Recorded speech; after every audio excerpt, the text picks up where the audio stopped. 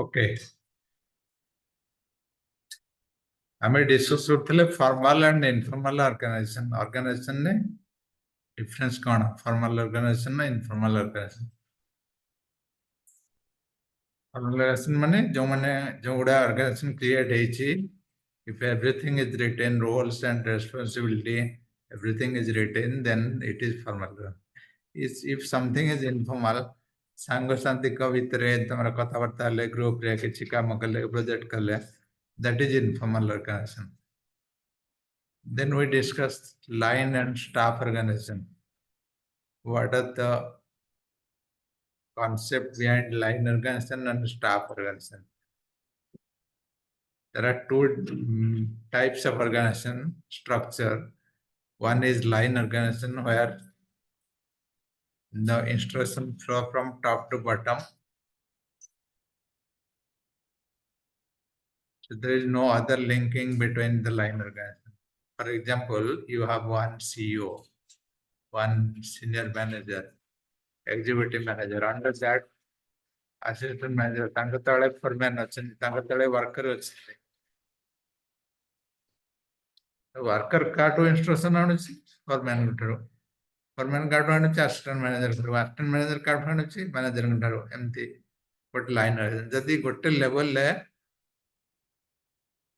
ଯଦି staff ତମକୁ ଦିଆହେଇଛି, if the staffs are specialized and given to you for some advice, helping hand then that is line and staff organization. We discuss both the things. I'll give you one diagram where we'll understand what is the difference between line and staff organization. We'll discuss this table, what is the meaning, how it is different from decision making, what are the drawbacks, and so we discussed these two organizations, line organization and line and staff organization. Also, along with that, I shared with one notes, with one PDF with you. In that PDF, you have all the organization, this line organization, line and staff organization, matrix organization, project organization, function. Everything is written there. There is a note given to you. Once you read that, you will understand many things. And each organization has advantages and disadvantages. These notes I have given to you.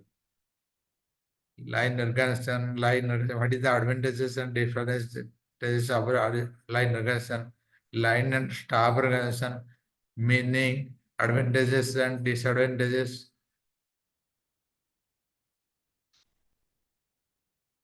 Then functional organization, what is the meaning of functional organization? What is the advantages and disadvantages? I have shared this note with you in the group. The same note what I am showing in the screen, I have shared you.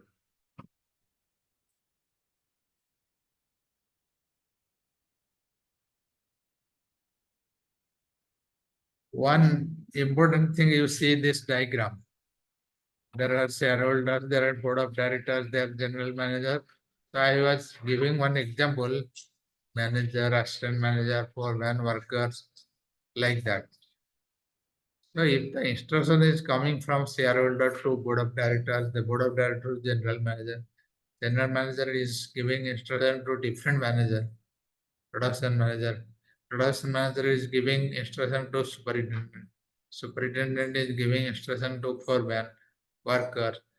So that means the responsibility is coming from top to bottom in one direction. And that is called line organization, whatever I told you, line organization. And we studied the responsibility, the instruction, the roles and responsibility. The workers is responsible for foreman. Foreman is responsible for superintendent. Superintendent is responsible for production manager. So the responsibility is going from bottom to top and the role is coming from top to bottom. And whatever you are seeing, that is नालीरे लिखा है red colour है. Suppose production manager ଏଠି କାମ କରୁଛି. ତାଙ୍କ ପାଖରେ ଗୋଟେ ଦିଆହେଇଛି quality control officer to check the quality assurance, quality of the product. So he has some helping hands. He has some specialist. He has some staff along with him. So that is called line and staff organization. For example, here sales officer is given to marketing manager. Marketing manager is responsible for marketing, but he is giving some sales officer what needs to market, what is the sales status, he need to understand. But ultimately, he is taking all the decision. He is the line manager, marketing manager. He has given staff to understand the sales. So that's why it is in dotted line and it is in different color. Similarly, production control officer, foreman is giving to production company, advertising officer. So whoever is advertising, so he has given additional help, additional people, staff to help them. So if the organization structure is like that, then it is called line and staff organization.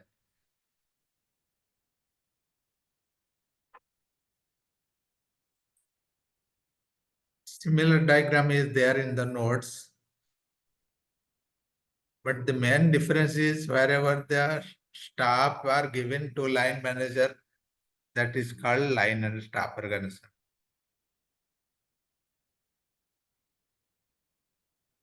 Next, we read different elements of organizational design. What is organizational design? In any organization, in some factory, in some industry, there are people. People are placed in different role, different activity. So how you are organizing, how you place different people, there are some 100 people, let's say, in one company. So how this 100 people you have organized, you have arranged, that is the design, that is called as organizational design, organizational structure. So that arrangement, that structure is dependent on many things, many elements. So these are given some specific factors given here. So these are the element of different organizational design. Suppose specialization, you want to create or giving the marketing responsibility to a person. So you have to hire whoever expert in the marketing. So that is called work specialization. So if you see some points are there, next to each point there is a question. Work specialist, what are you good at? The marketing. What I have given the example, marketing. So the question, the answer to that question is the point, whatever I given to him. What specialization, what are you good at? So you need some special people, some specialization, departmentation. Who do you work with? Suppose you are recruiting marketing manager who is marketing specialization. So to whom he is reporting? The marketing department head or the chief marketing officer or the chief organization, depending on the organization structure.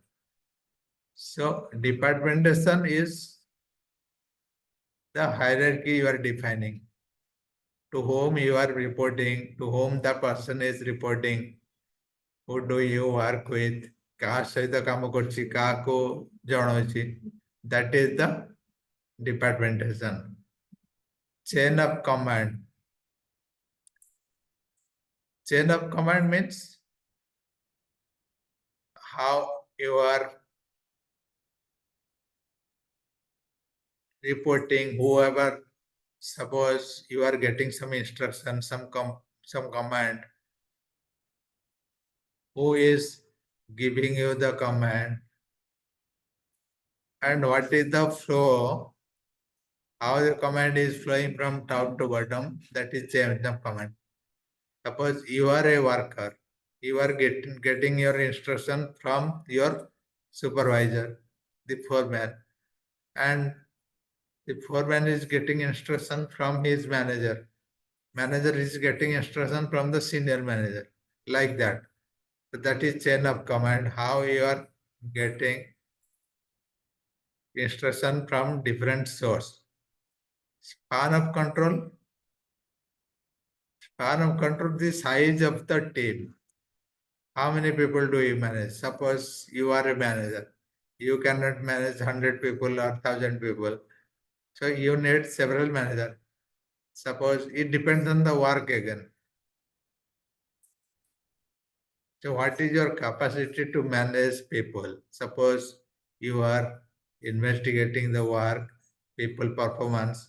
So how many people you can manage? That is span of control. The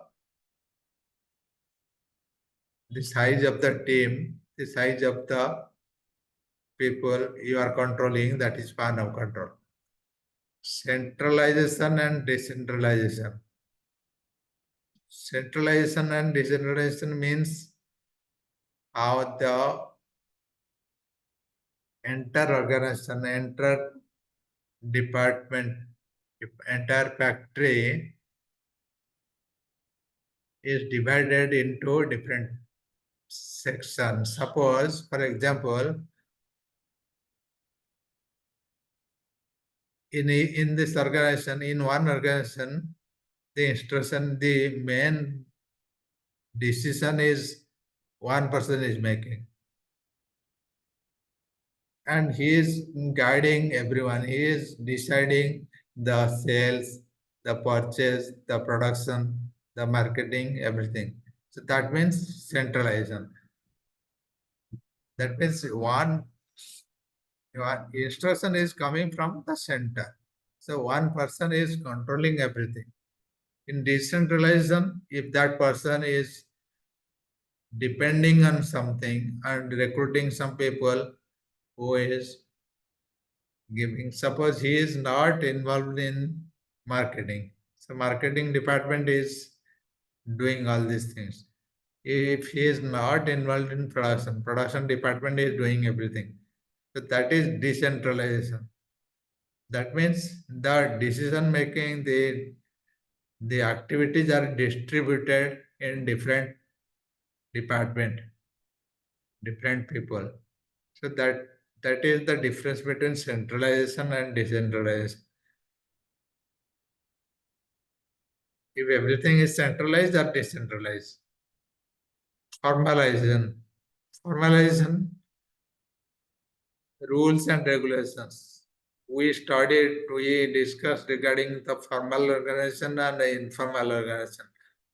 Formal organization where everything is written, everything rules and regulation is predefined, who is doing what, who is reporting to whom.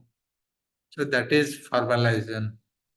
If nothing is defined, nothing is written, that is informal organization. How many rules you have? That is informal organization.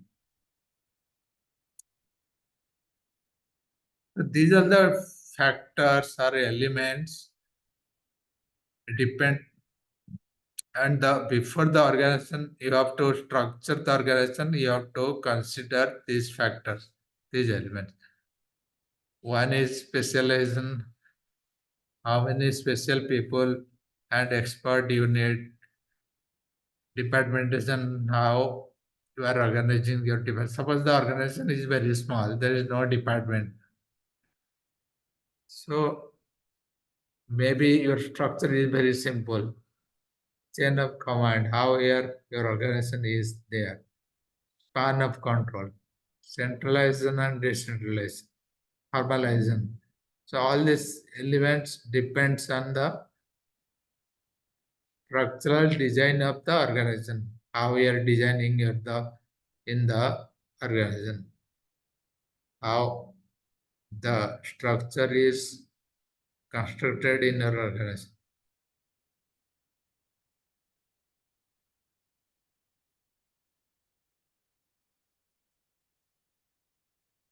Then we'll study the factors affecting the structure. These are the factors which are affecting the structure. So if the structure is small or big or complex or simple, so what are the things, what are the factors which impacting the structure? First thing is strategy. What is your strategy? Suppose your business is looking for more production, your business is looking for more profit, your business is looking for to hire more human resource. So what is your strategy? So the strategy depends on the organizational objective, goal, direction, and it again depends or it again impacting the organization design. Similarly, size, how big the organization is. Is a large organization, is a small organization. So if it is large organization, there will be many people, and if it is small, there will be less people. So the size of the structure depending on the organization's volume. If the production is more, if the factory is big, then there will be more people in the organization. Technology, what type of product you are dealing with? Suppose your company is a technology company.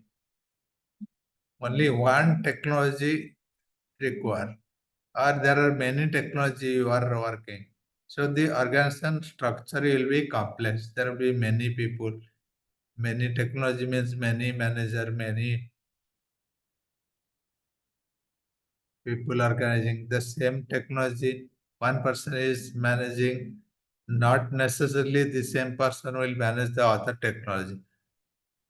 So depending on the technology you are dealing with, your structure will vary.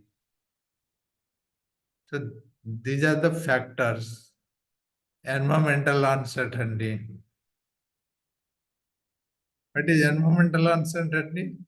Suppose you are starting a business today, next year or tomorrow, your business will continue, stop or something. Suppose the government is changing. Suppose in your area there will be a severe flood coming, or you don't know whether it is there tomorrow. There is a cyclone damage to your organization. So there are a lot of environmental uncertainty where you need to see if it is impacting your organization structure. These are the factors: technology, size of the company, strategy of the company, environment. So mm, these things are impacting the organization structure. Whether the organizational structure is small or big or large, what kind of organization structure you have depends on these factors. Then we'll read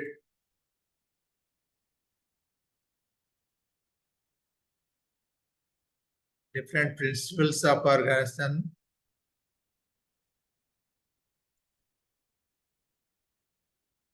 We'll take a 5 minute break, then we'll complete this principles of organization. After the break, in the same link, we'll join. Another 2-3 class will complete this paper. This is the last unit. Only we are discussing the organization structure. We'll discuss the principles after the break.